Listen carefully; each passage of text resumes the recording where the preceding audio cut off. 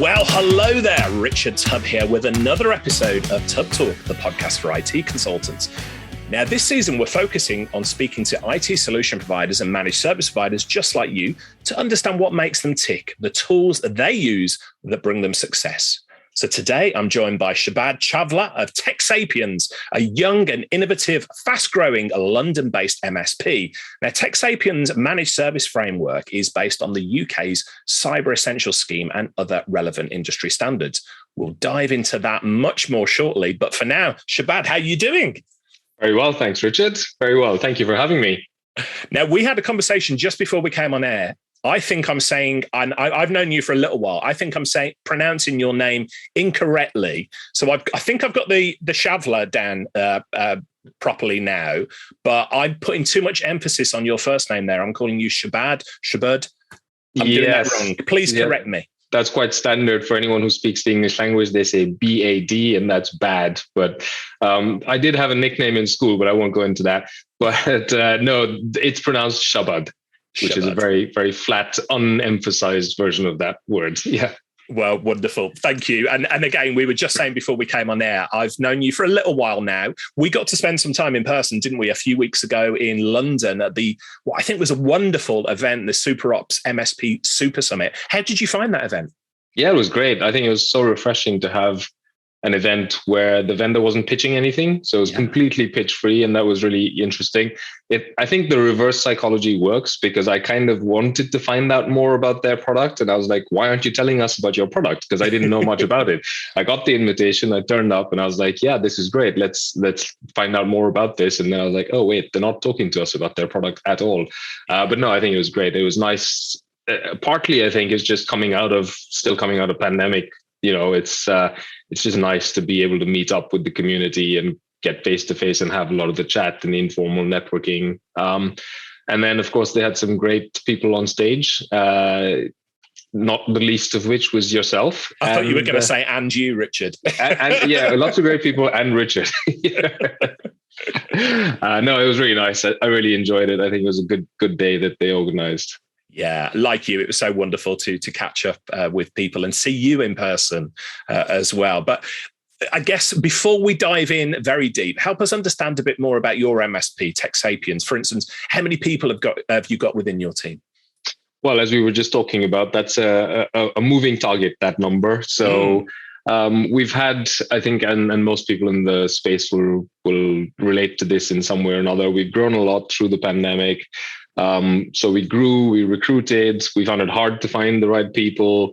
And so we've had to make some adjustments over the last few months. Fortunately, that's all getting a bit easier now. And that I think the recruitment market's coming back to some sort of normality, even though I think, salaries are definitely higher than they were a couple of years ago. But yeah, so I think currently we are, and this does shift, about eight full-time plus about 6 part-time contractors working on, or contractors or staff working on various things.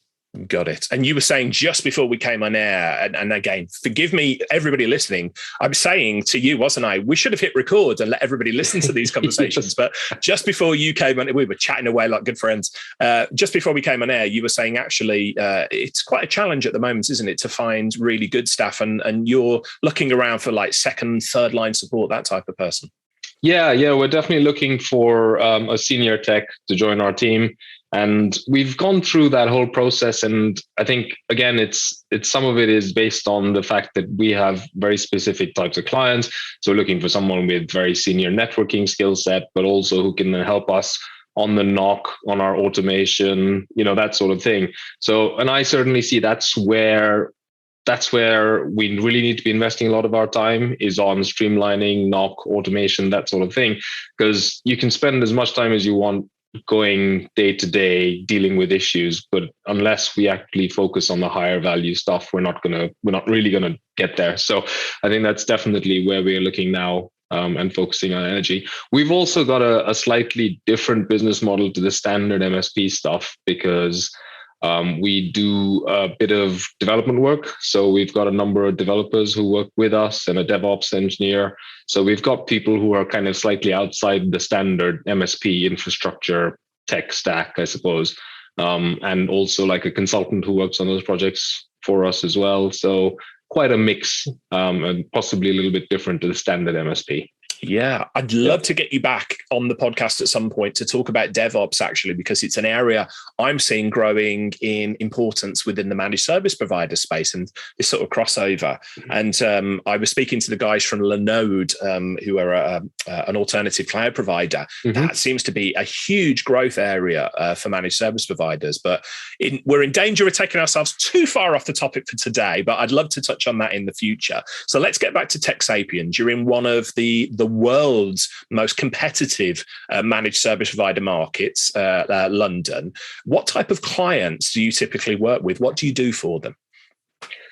That's a good question. So one of the things that we've started doing over the last few years is focusing on specific verticals that we're good at. And how we got into those, I guess some of it is just an accident of history, and you end up picking up a client in a particular vertical, and then you get more in that space because you happen to know a few things.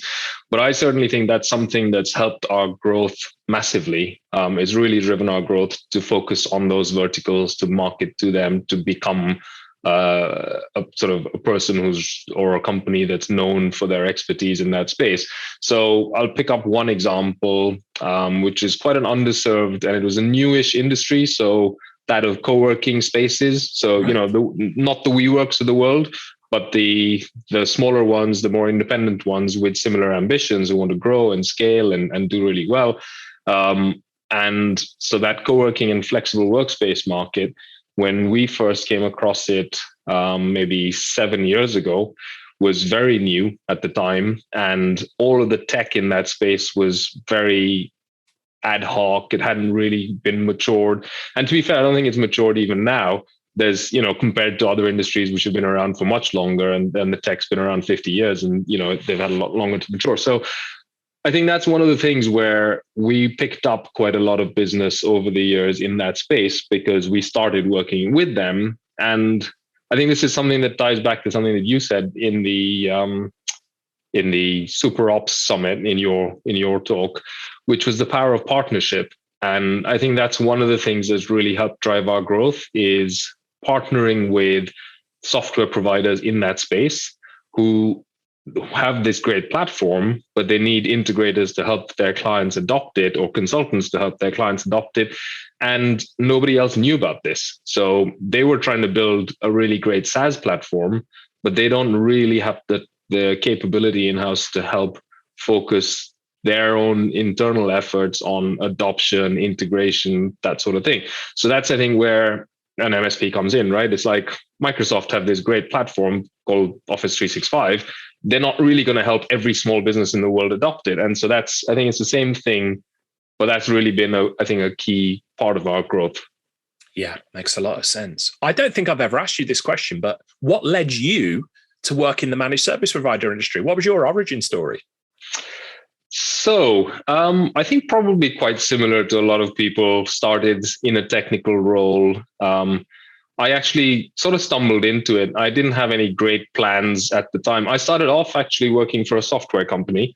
And that was way back, even part-time while I was still at university. And I remember I went off on a summer holiday and then came back after the summer holiday and walked into the office and looked around and thought, what's going on here?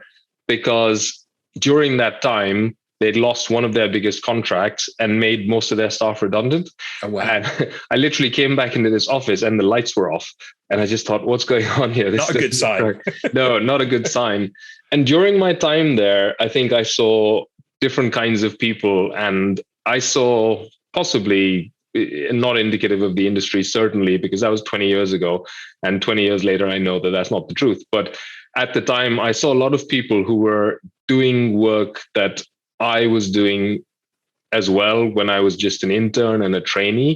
And I was like, these guys have been sitting here and doing this for 10 years and they're doing the same thing. That sounds really boring. I don't want to be sitting in a cubicle hammering away quietly in the dark corner for the next 10 years. So that's kind of what put me off software.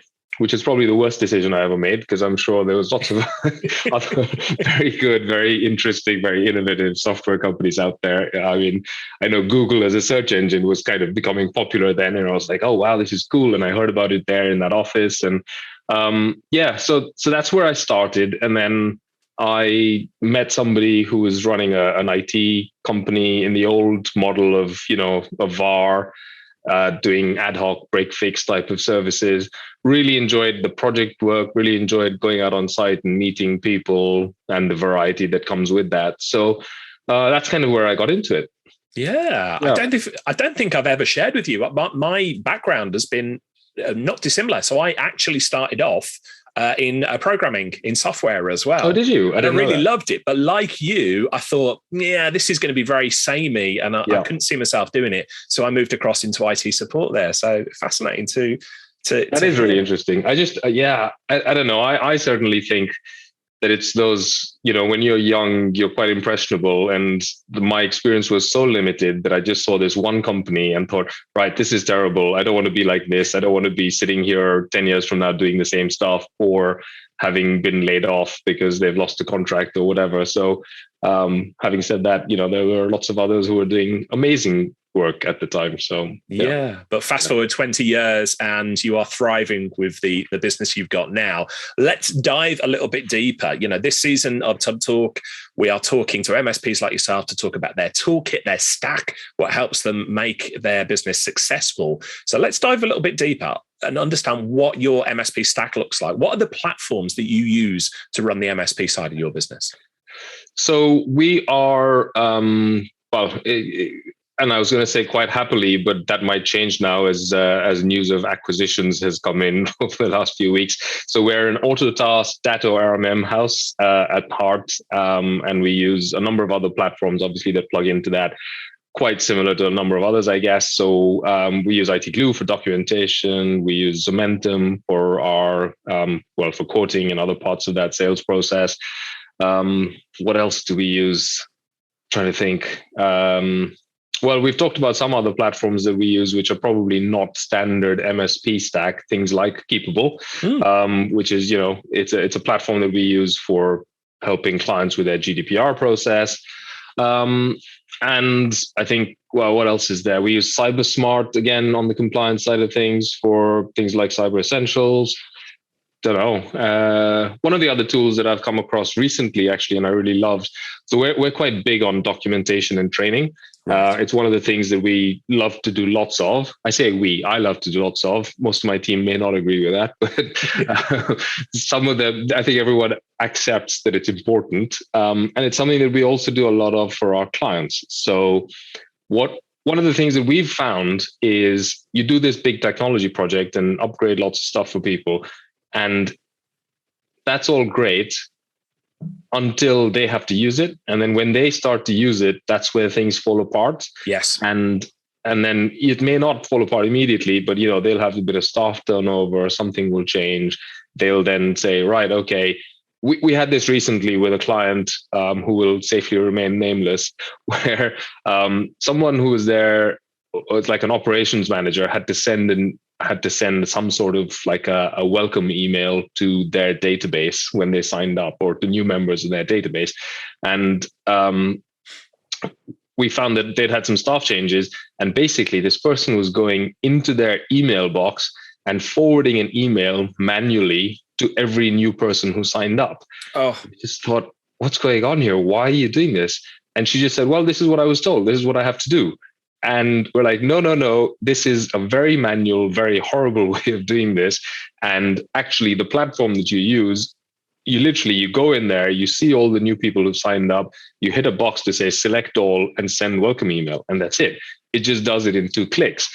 And she was literally spending hours of her time doing this manually. Oh, and it's one of those things where that's where you kind of realize that having the platform is great. We've set it up, we've trained them on it, and everyone's fine. And then, 6 months later, the person changed and they have no clue how to use it anymore. So documentation and training is where we so we use IT Glue. So we actually do a training session on Teams with our clients. We'll record that. We'll stick it in Vimeo. We'll make it available through IT Glue to them so they can see it. We'll then create documentation based on that. So not only do they have a video, but they've also got a document, because I think the two things they're really good side by side. It's really nice to have both. So, and we found this tool called Tango, which is really great. You can basically just go through the process of doing whatever it is that you're trying to document, and it documents it automatically for you. So it like automatically zooms into the right part of the screen. It'll screenshot it. It'll highlight the button that you've pressed. It'll add a heading to it to say, this is the step that you've done. And it'll just prepare it into this really nice little document, which you can easily edit, and you can do a magic copy and paste it into IT Glue and you're done. So that's quite cool. Sounds incredible. And what's that tool's called? Tangle. What's the URL for that? Do you know? Tango.us. Tango, like the drink. Got it. Yes. Or dance. I'm looking at it now. So I will openly share with people listening to this show, and I've shared it once or twice before. The two great benefits of me getting guests like we've got on today is twofold. The first one is you get to pick the brains of some really, really smart people. And I'm not immune to that. I love listening to that. And the other one is you get to hear about all of these cool tools that people are using out in the wild that they assume that everybody's heard of. And of course, they haven't. So we'll have a look at that one, tango.us.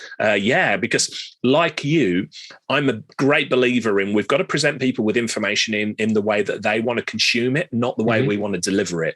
So I started off my business creating lots of standard operating procedures, SOPs, and I did everything written because I'm a guy who likes to read. And then my team started to grow. Some people prefer videos, some people prefer audio. And so we started to record screenshots and other things. So that's a great example, that you do the documentation and use Tango to capture those things as well. There's something you said earlier on, one of the tools. So you mentioned we've got a toolkit much like every other MSP. The first thing I would say to that is not every MSP thinks that way. Some of the tools that you've got, not everybody's heard of before, Tango being one of those. But one of those tools that you did mention, let's focus on that a little bit, because I think it might be new to a lot of the listeners. Keepabl. So share with us how you use Keepabl, what Keepabl is, how it helps your clients. Sure. So Keepabl is basically a GDPR compliance platform, which helps with the compliance journey. And I always stress the word journey because I think compliance is a journey. It's not, it's not a state of being. It's not a destination. It's something that you have to keep doing, keep working on. And we found when May 2018 or whatever it was, when GDPR went into effect, everyone was running around like a headless chicken, trying to figure out what to do with it, not really very clear on any of that. And this platform, the one which we found, like honestly, I can't even remember how we came across it at the time. It just made the whole thing so much easier. So it's a SaaS platform. It's actually really good for MSPs in the sense that it's multi-tenant. You have your tenant, you've got your customers underneath it. Obviously, there's a licensing model, so you can resell it. But also, I think really the key benefit is that they've got this really nice, almost wizard-driven interface where you can start clicking through, and it'll prompt you to say, okay, what are your activities? What activities do you perform in your business?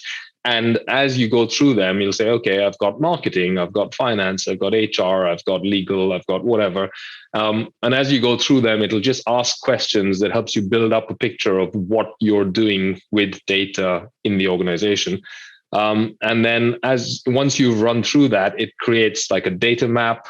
And then you can go off and do things like, if you've had a breach, you can handle breaches in there. If you've had a subject access request, you can handle those in there. So I think it's a really good platform for a lot of people. And it's probably strange to say this in May 2022, because it's been 4 years since GDPR came into effect.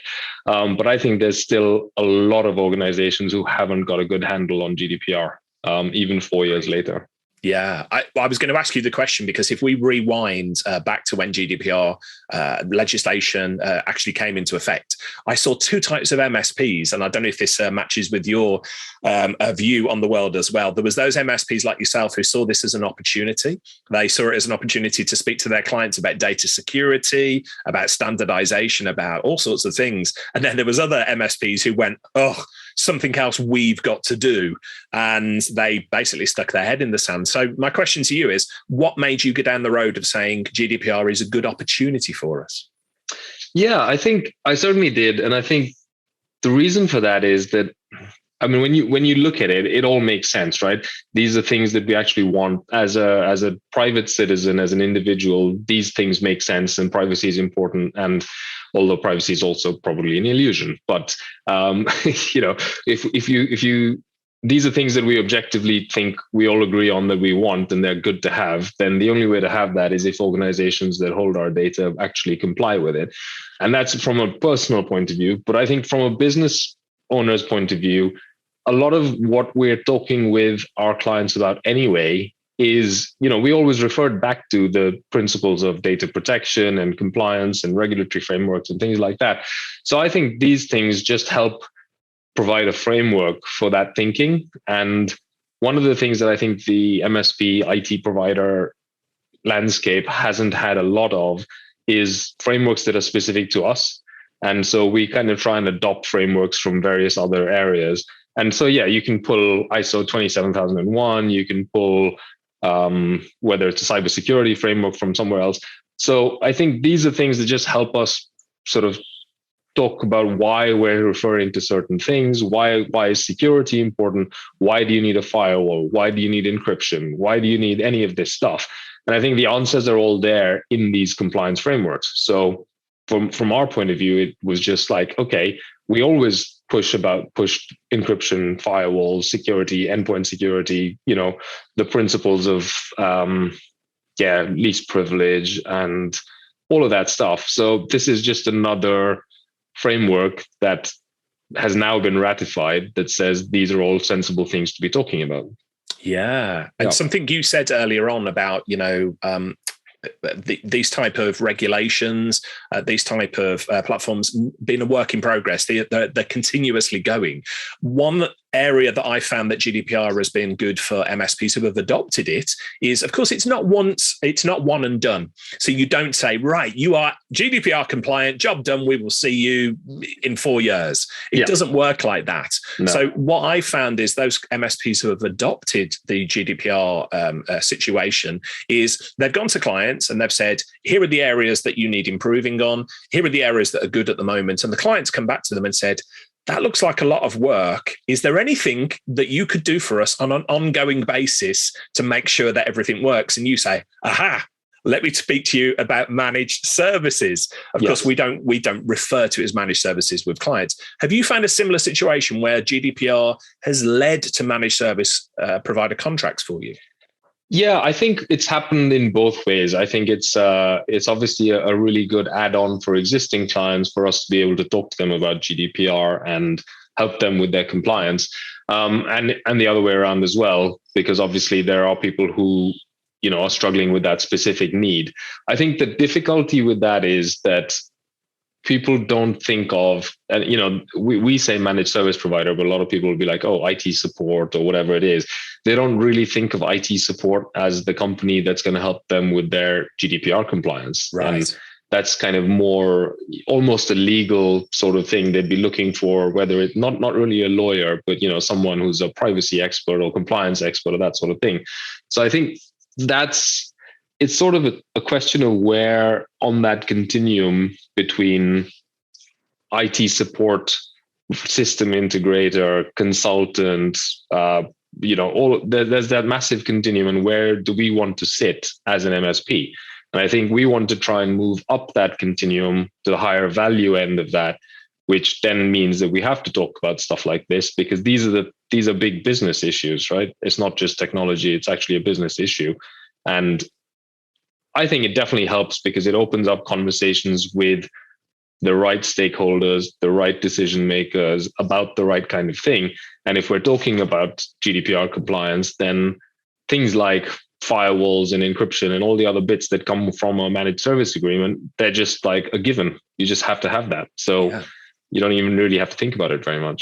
Yeah. Right now, for anybody listening to this and thinking, why should I get excited about GDPR? I want you to rewind and listen to what has just been said there, because you have summarized it better than any MSP I've ever come across, just what the opportunity is there. So thank you so much for sharing that. I thought I was the only person on the planet who got excited about GDPR, but I think you put it in a way that other people will be now.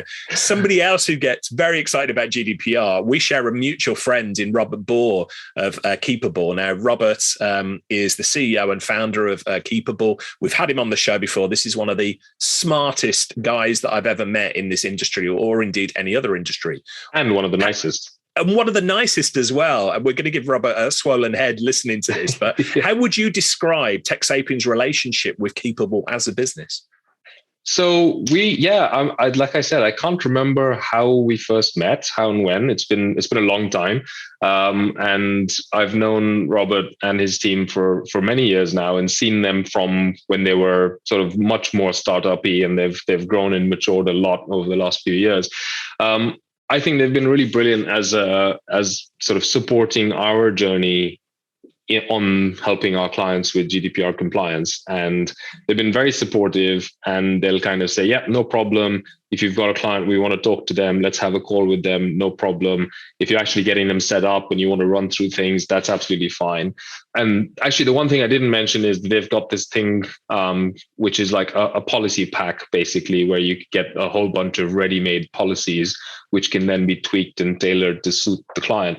And that's one of the biggest things, actually, that I think is really good about that platform is you don't have to write, because otherwise you get the platform, you do your data maps and things like that, but then you've got to have a policy for data governance. Right. And they'll actually give you those, and then you can just adopt them for that particular client's needs.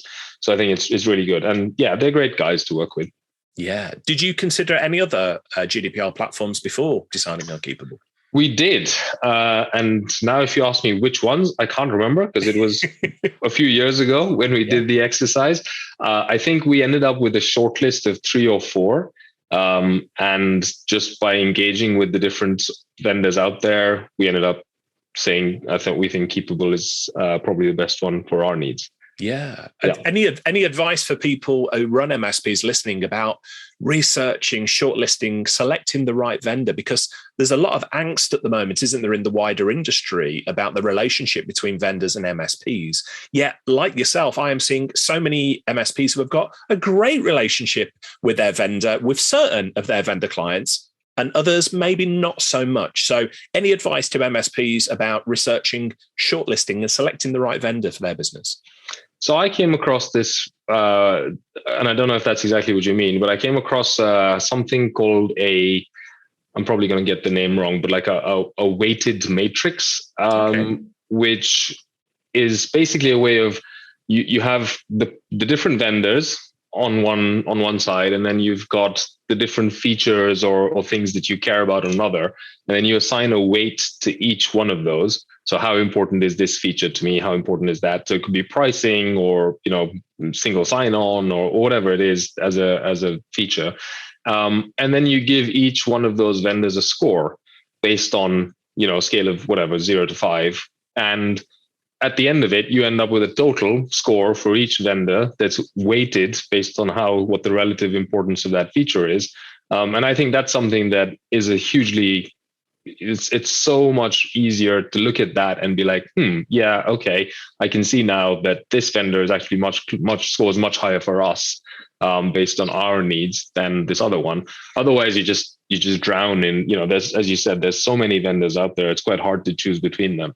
It's a time-consuming exercise. It's not quick, but I think it adds like a level of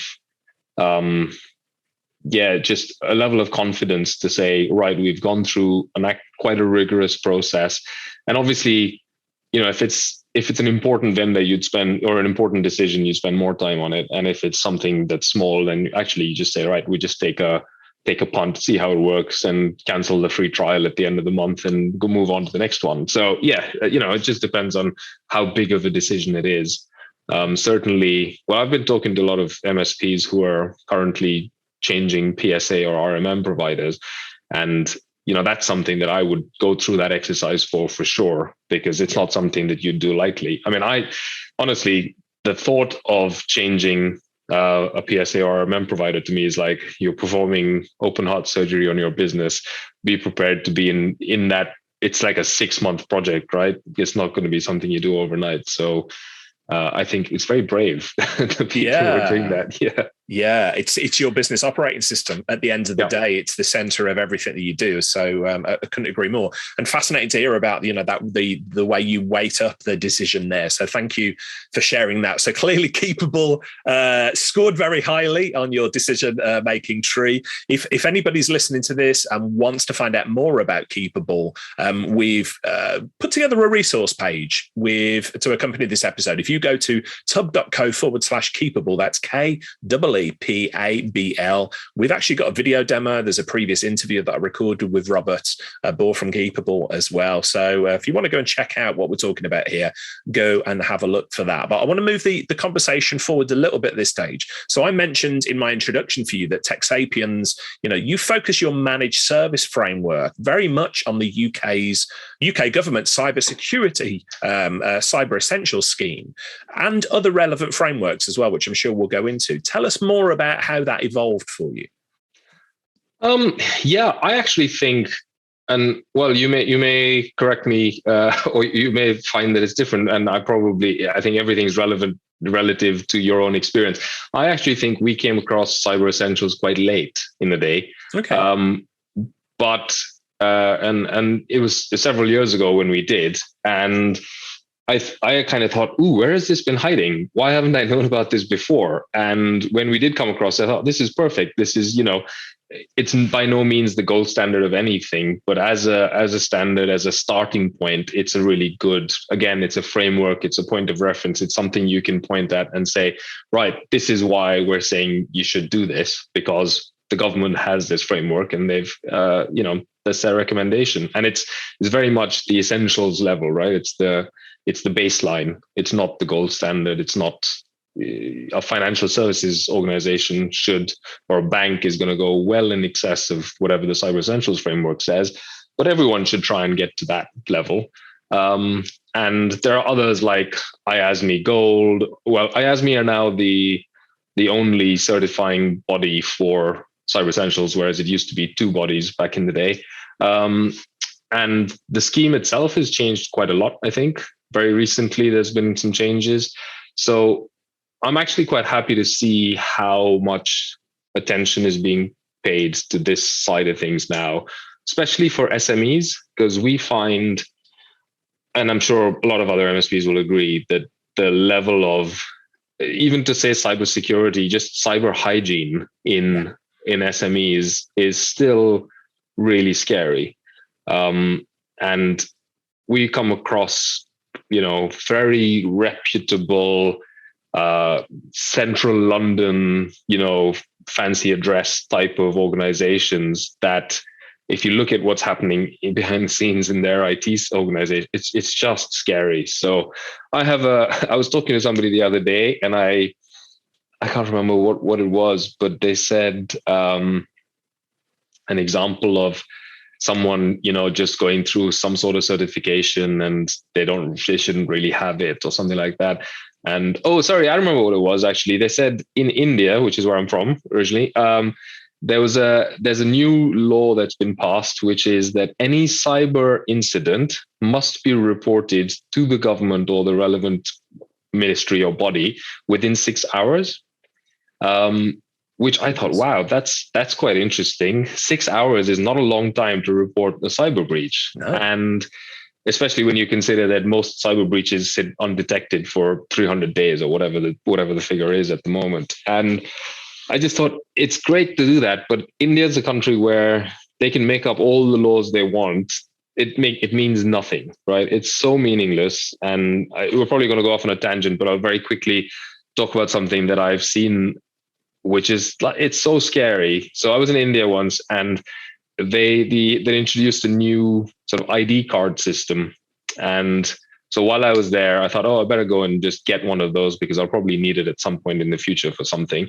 So I went to get one, and the organizations that are authorized to issue these ID cards, basically these guys have a little shop in the middle of a crowded little market somewhere, and they got a bunch of guys sitting there on, Windows XP computers. And they'd had some dealing with me before. So they said, let me see if we can look you up. And literally they click start, type in my name in the start menu search or whatever it was.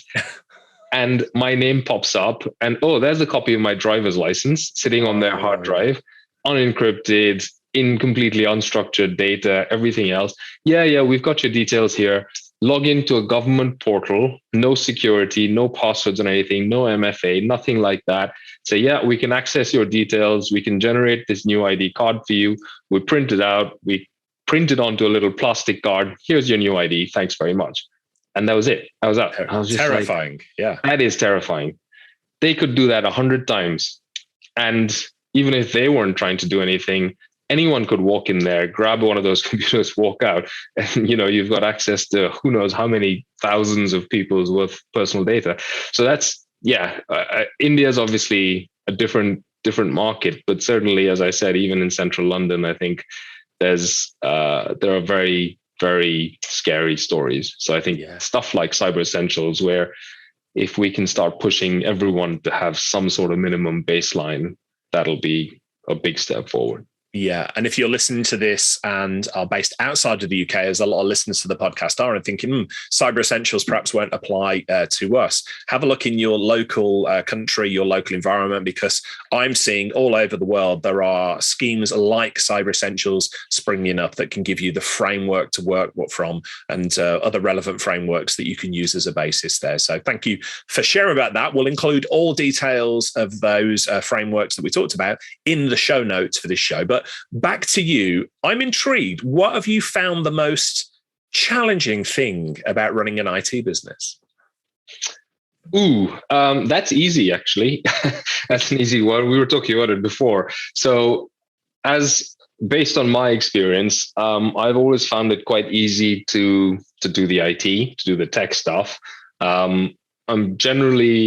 I don't think I was initially, but I found it quite easy to also get organized and be organized and structure things well, so you can run projects properly and do things like that.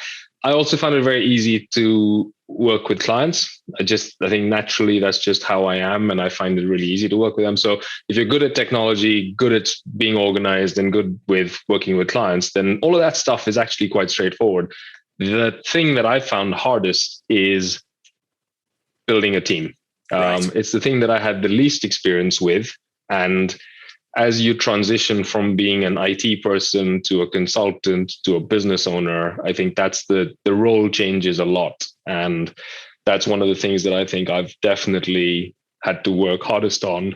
And when I say, I don't mean had to work in the past tense, have to work hardest on, definitely in the present tense, because it's one of those things that possibly just doesn't come that naturally to me. And I think it's a really important skill to have when you run a business, unless you decide, actually, I'm not going to have this skill, and just hire in people who have that skill and they can then deal with the others. And that, I think, might be a valid approach as well. But that's certainly the thing that I've struggled with the most, I think. Yeah, and you definitely won't be alone. There's going to be people listening to this who are nodding their head in agreement. You and I, as friends, were joking just before we came on air, and I said years ago when I ran my MSP business, I said, this would be a really easy gig if we just eliminated the clients and the staff. Running an MSP simple apart from that. So let's talk about the things that you enjoy then. What's your favorite thing about running an IT business? That's an interesting one.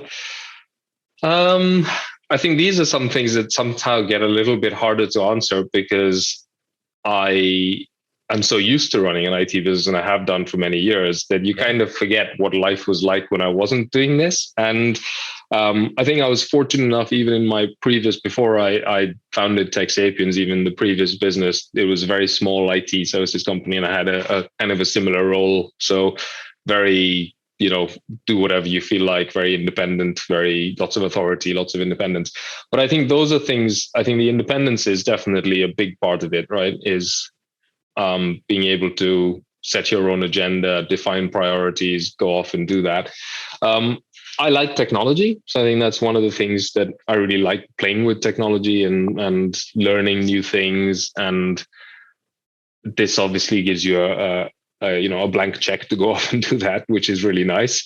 I think I do really actually enjoy solving problems for people and helping them. And so I think that, when you get sort of the feedback, and we're getting a little bit better about being regular and structured in our approach to collecting feedback from clients after we've helped them with a project or a problem or something like that. And now when I look at it, I'm like, oh, actually, they put it into their own words, and you're like, wow, we've really helped these people. We've really made a difference to their business. And certainly, like I was referring to, there are some industries where there just isn't that much out there. I think if you're a lawyer or a financial services company, there's lots of very specialist IT providers out there who can help you with your needs and can probably do a very good job. If you're in co-working, there just aren't that many. So they will come across other IT companies who will try and fix their problems, but they don't know the industry, they don't know the platforms, they don't know the tools, and they get it all wrong. And then they struggle for a month or 6 months or a year. And then they find you and you're like, oh my God, where have you been all this time? So I really like that. Yeah, that's one of my favorite things, I think, is just like, and I'd love to solve it earlier so that they don't have to go through all that pain to finally find us and think, Jesus, where have you guys been all this time? Yeah, life becomes so much more fun, doesn't it, when you narrow your scope and focus on becoming really, really good at a few things rather than trying to be everything to everyone. That's certainly what I found anyway, and perhaps a lesson. Talking of really, really good, you and I had a lot of fun. We were at the Tech Tribe Tribal Dinner in London the other week as well. You're a member of the Tech Tribe, same as myself. What do you get from peer communities like the Tech Tribe? I think it's absolutely massive, to be honest, the benefit you get from this stuff. I think being a business owner can be quite lonely. And I think certainly as I said, in IT businesses, most people actually tend to start out being a technical person, and then you kind of work your way up from there. So not knowing, all the stuff that there is to know about finance and HR and legal and marketing and sales and all of this stuff that goes into actually running a business. If we didn't have the community, I have no idea where I would go to learn this stuff, to be honest. It's like university, for all of us who skipped and actually I have a degree in business, so I probably shouldn't even say that, but it's the community, I think, is massive, from the learning and the support, and whether it's little things like, actually, I found Tango on the Tech Tribe. So there you go. Wow. Yes. Yeah. And it was Javier who posted it. And then very quickly after that, 6 other people said, oh, I use Scribe, I use Folger, I use this. And we very quickly went and did a quick analysis and looked at all of the platforms, did a test, and we were like, yeah, okay, found the one we like, done. But you don't have to reinvent the wheel. It's all, someone's thought of it, and chances are someone's thought of it, and then you can just go and learn from that. So I think it's great. Yeah, I've been a part of the Tech Tribe business with Nigel for a few years now, and I actually said to him, I wish this was around when I was running a managed service provider business, because it would have made life so much easier back then. So I totally empathize with everything that you've said. Yeah, I mean, I think, you and I both know Ben Spector quite well. And he said the same thing. So I didn't realize it, but I introduced him to the Tech Tribe. And he just said, and that was, I think, 3 months after he'd sold his MSP. And he was like, where has this been the whole time? He had no idea this community existed. And I think it's such a massive support to all of us. So yeah, I think, well done, Nigel and co, but also more broadly, not just the Tech Tribe. There's lots of communities out there. There's the one I came across most recently was the MSPs in the UK Discord. You're the second person this week to mention that to me as well. Tell us more about that. So obviously it's a Discord channel. Yeah, and I think quite similar to the MSP Geek Slack channel. And I think you either love or hate Slack and Discord because it's just like this stream of consciousness from the hive mind. So it's not. I honestly, I'm a more of a structured person, so I prefer the likes of the Tech Tribe, where there's a forum and there's a topic for a post, and then you can, follow a single topic. Whereas this is just like, okay, here's a million people talking about a million things. But again, massive, right? The kind of support you can get on there, and the speed of response, I think, is one of the really cool things. You can post something, and you'll have 10 people's eyes on it in the next 2 minutes. And probably 10 smart, experienced people looking at it, ready to jump on and give you an answer to a problem that you maybe have no clue about. And I think just that being able to tap into that hive mind and crowdsource all of that stuff is so powerful that it's immense. And I don't know, I think a lot of people have said that they don't know that many industries where people are so willing to just share information with their peers, people who would normally be competitors. Like we have a group. So the Tech Tribe set up these tribal accountability groups. Accountability groups, yes. Yeah. And we've got our tribal accountability group's been going for a year or however long since they were set up. And I have to say, we're not very good at accountability, but we are really good as a peer group. And so it's a group of 5 or 6 businesses, and we actually try and meet every week on Teams, and every so frequently in person.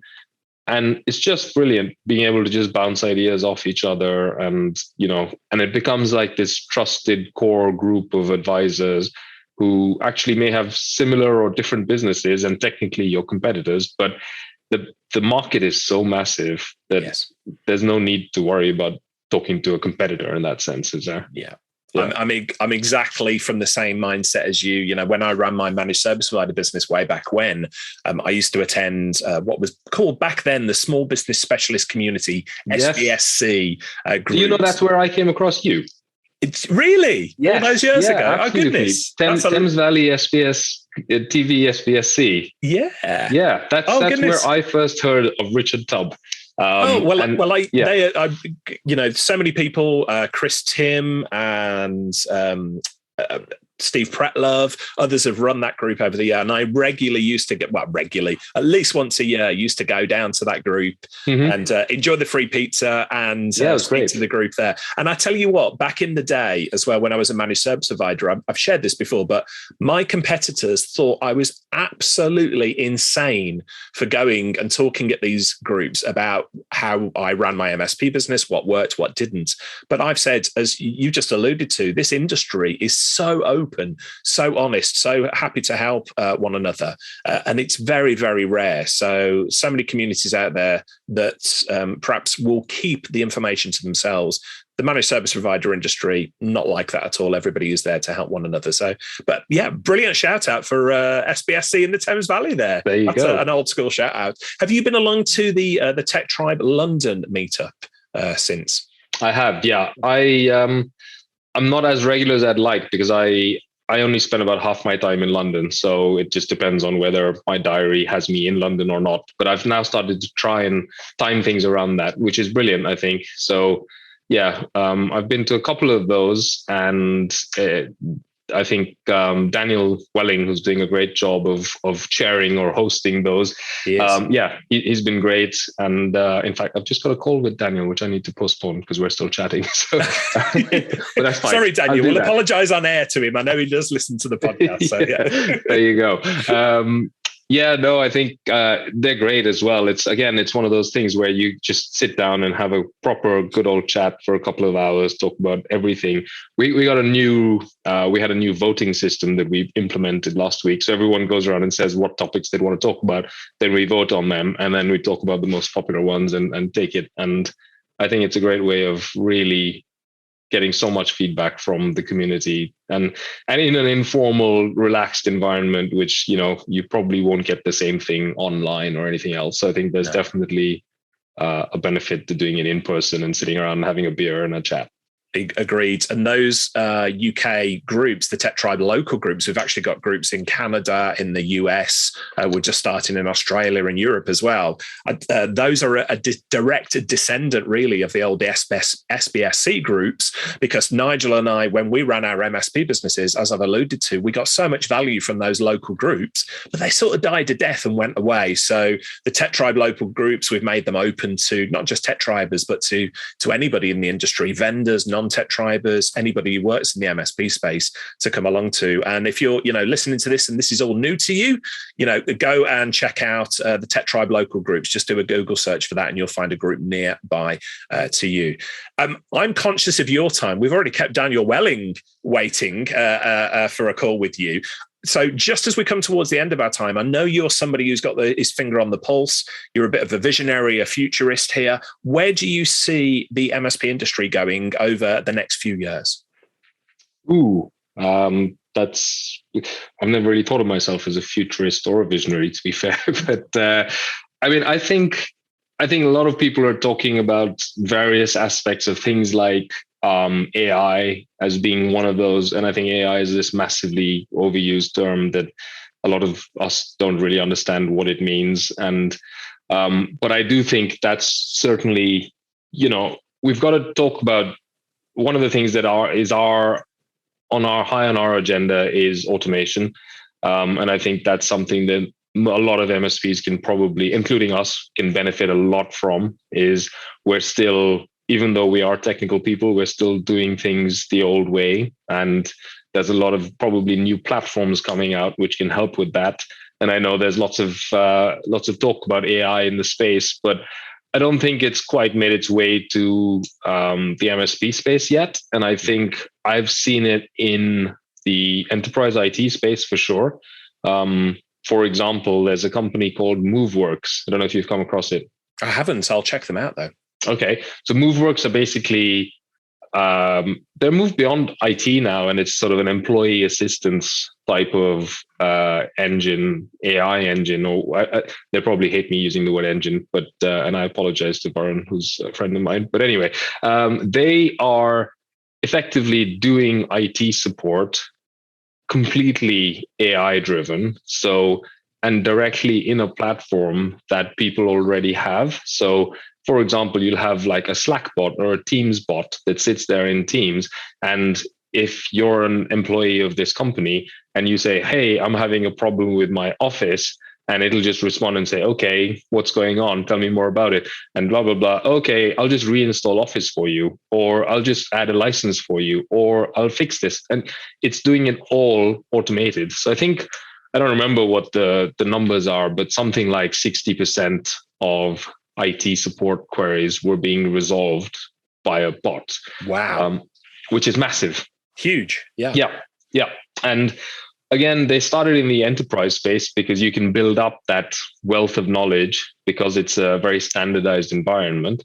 And, then you say, okay, when we figured out how to solve this Microsoft Office problem for this user, then it kind of transfers very clearly to the other users in that same organization. And I think in the MSP space, it's a bit harder because there's less standardization. But I think standardization is something that MSPs are moving towards as well.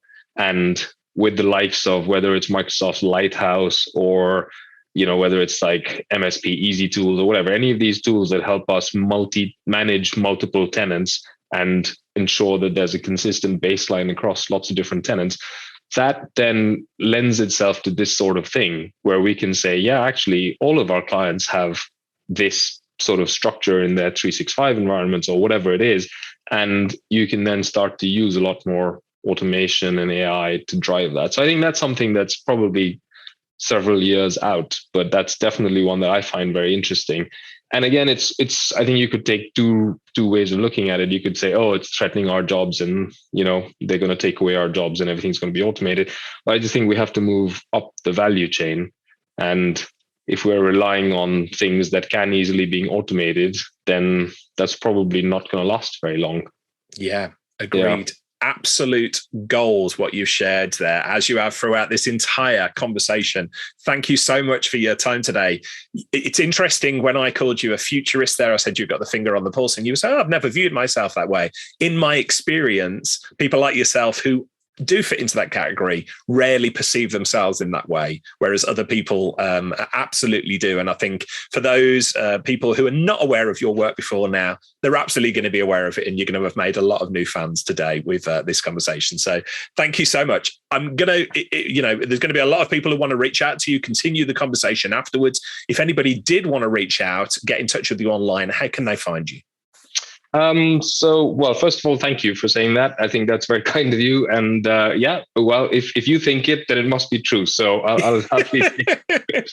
I'm online on all the usual platforms. I'm not that active on social. I don't know. I've sort of fallen out of love with social a little bit. I'm trying to get back into it. I'm quite aware that I need to up my LinkedIn game and get back online and things. I think it kind of goes in waves for me, and then you get busy with doing stuff in the business, and I'm like, I'm not really spending time. But yeah, I'm on LinkedIn.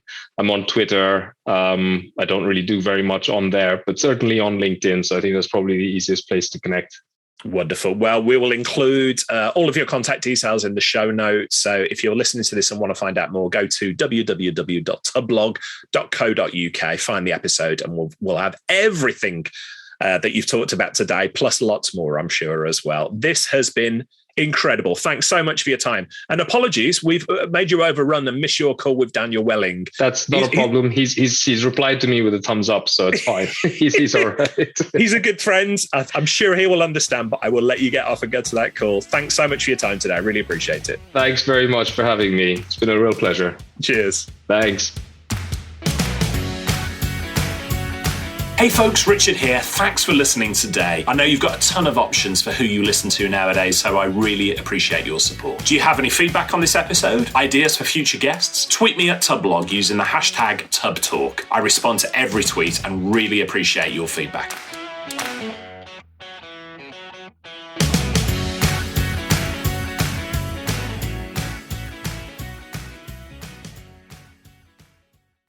Hey team, this is Richard again. Just one more thing before you take off, and that is MSP Insights. Now, every Tuesday, I share my thoughts on the business of IT with you, the managed service community. Thousands of managed service providers already subscribe to MSP Insights. It's easy to sign up, easy to cancel. MSP Insights is basically a short email from me every Tuesday without fail with advice on growing your IT business, plus cool resources I found, discovered, or started exploring that week. It's kind of like my diary of cool things, and often includes articles or books I've read, tools I've discovered, and events I think you'd be interested in, often sent to me by my friends and Tub Talk podcast guests. So if that sounds fun, a short tiny bite of MSP goodness every Tuesday, and you'd like to try it out, just go to go.tub.co/Tuesday. That's go.tub.co/Tuesday. Drop in your email and you'll get the very next one. Thanks for listening.